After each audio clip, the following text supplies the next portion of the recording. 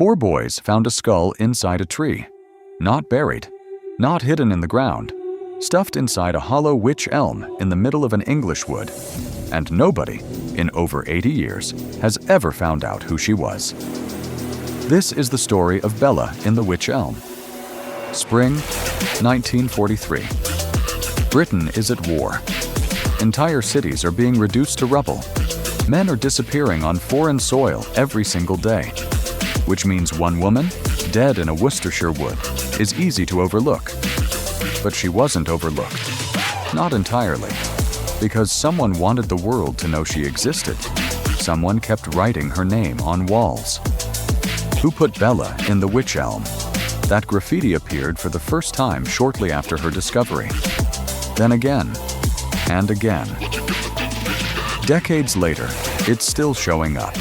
Spray painted on an obelisk in a Birmingham park as recently as 1999.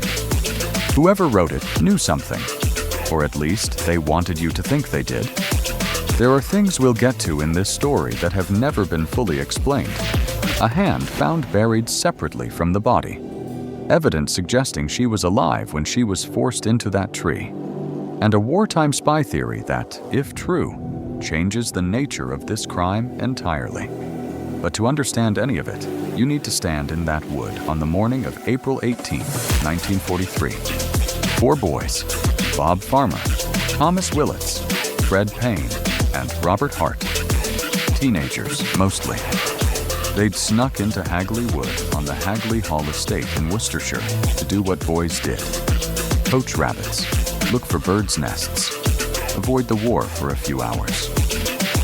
Bob Farmer climbed a large wych elm, reached into the hollow of the trunk. His hand closed around something smooth and round. He pulled out a skull. He shoved it back inside. The boys made a pact. They'd been trespassing. Tell no one. Walk home. Forget it. But one of them couldn't. The youngest, Thomas Willits, broke that night. Told his father. By the following day, police were in Hagley Wood. What they found when they returned to that tree stopped them cold. Inside the hollow trunk was a near human skeleton. Meaning she hadn't been there long enough to fully decompose when she died. Taffeta cloth was stuffed around the remains. One shoe was still on a foot, and fragments of a cheap gold wedding ring were recovered nearby. The pathologist called to the scene was Professor James Webster, one of Britain's leading forensic experts at the time. He made several determinations quickly. The woman had been dead approximately 18 months, placing her death around late 1941. She was white, roughly 35 years old, about 5 feet tall. She had distinctive teeth, slightly salon, which should have been identification straightforward. And then Webster found something that should have told the police exactly how she died. A piece of taffeta cloth spot skull, specifically in the mouth cavity. His conclusion was that she had been suffocated, gagged, possibly while she was still alive, and placed in that tree immediately after death, before bigger forties had passed. The trunk of it was only about 14 inches wide, yet the body inside required deliberate effort. This was not a panic attack. Whoever put her there planned it. That here's where it gets stranger. Some distance from the tree, investigators found a severed hand, a woman's hand, buried in the soil nearby. Forensic analysis confirmed it belonged to the same individual. Why was it removed from the body? Why buried separately? No credible answer has ever been given. The teeth, the skeletal measurements, the ring. Police circulated every detail they had. Missing persons reports were cross-referenced across the entire country. In wartime Britain, record-keeping was imperfect and movement was constant, but the investigation was thorough. Photographs of the dental records were distributed nationwide. A single match came back. No one reported a woman of that description.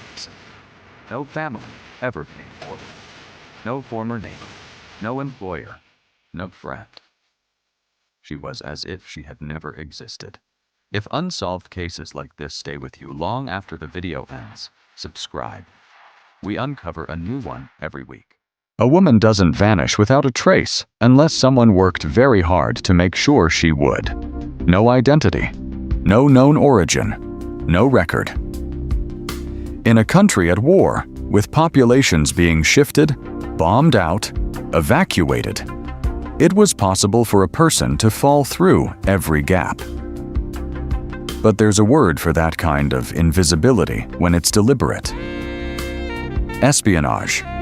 In the mid-1980s, a Worcestershire journalist named Donald McCormick published a claim that would reshape the entire case. He said that shortly before her death, a local man named Una Mossop had confessed to his relatives that he had been involved in the woman's murder. According to the account, which was passed on secondhand, the woman was a Dutch spy. Her name, Mossop allegedly said, was Clarabella Dronkers. She had been working as an agent for German intelligence, running a network of informants through the Midlands. And if that link holds, then who put Bella in the Wych Elm is not a domestic murder. It's a wartime execution. If you have a theory forming already, keep it in mind. I'll ask you about it at the end. There's a second name that surfaces in this case, one that investigators themselves began to take seriously. Anna of Claves, not the historical figure, but a code name. Some researchers believe that the woman in the tree may have been a foreign national recruited by British intelligence or by German intelligence and killed either as a liability or as an act of enemy action. The hand buried separately has been interpreted as a deliberate act of occult ritual by some investigators.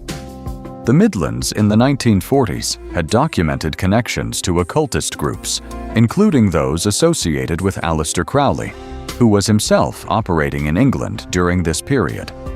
The ritualistic placement, the separated hand, the specific tree.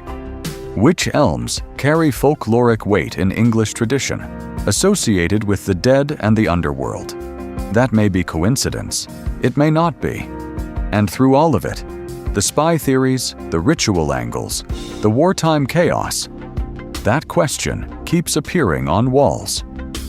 Who put Bella in the Wych Elm? Someone knows, or someone knew. The most devastating part of this case is not the mystery. It is the silence. There is no family grieving publicly, no mother who spent decades searching, because no one ever knew to search. This woman, whoever she was erased so completely that even her absence went unnoticed. She had no one, or her someone was too afraid to speak. Either possibility is a tragedy of its own. The boys who found her, they carried it. Bob Farmer reportedly never spoke about the discovery at length to journalists. Thomas Willits, the one who broke the pact, was the youngest. He was a child when he pulled that secret into the open. What does it do to a boy to find something like that? To be the one who told? She was someone's daughter, perhaps someone's wife. The ring suggests it. Perhaps a mother. We don't know. We may never know. And that is the cruelest thing. Not that she died, but that she was so thoroughly unmade that even her grief belongs to no one. 3 theories have defined this case for decades. The first, she was a local woman, murdered by someone who knew the wood. Someone intimate enough with Hagley Hall's grounds to know exactly where to go and how to disappear quickly. The taffeta, the shoe, the ring. These suggest a woman of modest means, unremarkable background, easy to lose in a wartime crowd. The separated hand points toward a killer comfortable with the act. Not first, not panicked. The doubt here is simple. If it was personal, why has no one ever come forward in 80 years?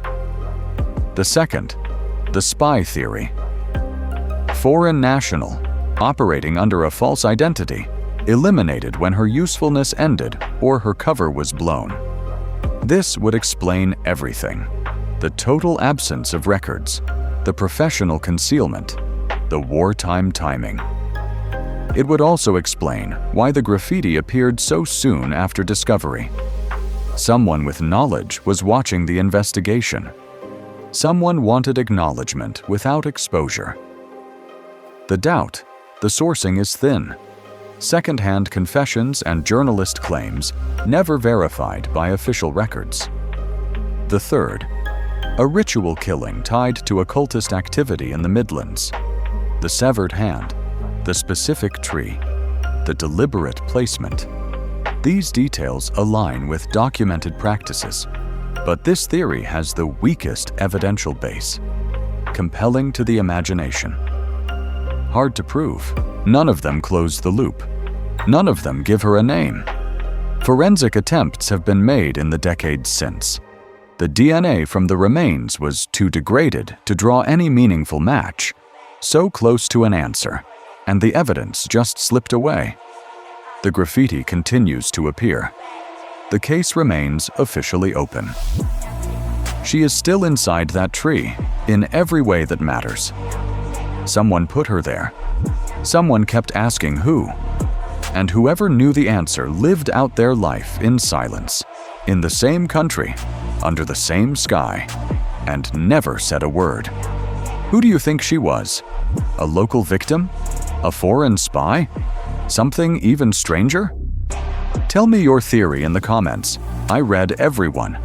Every case we cover is real, unsolved, and still waiting for someone to notice the detail everyone else missed. Subscribe and be part of the search. Next week, we leave England behind and travel to a cold case that baffled an entire nation. A story that starts with a body on a beach and a poem no one can decode. Don't miss it.